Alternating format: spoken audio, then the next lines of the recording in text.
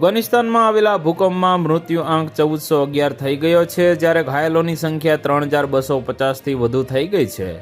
રવિવારે રાત્રે અફઘાનિસ્તાનના જલાલાબાદ નજીક 6ની તીવ્રતાનો ભૂકંપ આવ્યો હતો.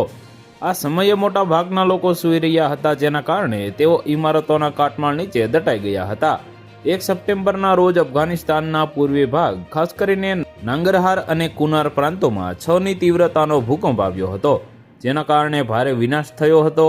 હજારો ઘરો તૂટી પડ્યા, ઘણા ગામો કાટમાળમાં ફેરવાઈ ગયા અને લાખો લોકો બેઘર થઈ ગયા હતા.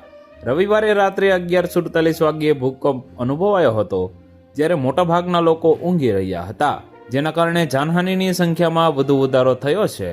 ભૂકંપનું કેન્દ્ર જલાલાબાદથી 27 કિલોમીટર ઉત્તર પૂર્વમાં ફક્ત 8-10 કિલોમીટરની ઊંડાઈએ હતું. હંમેશની જેમ આ વખતે પણ ભારતે આ દુર્ઘટનામાં મદદનો હાથ લંબાવ્યો છે.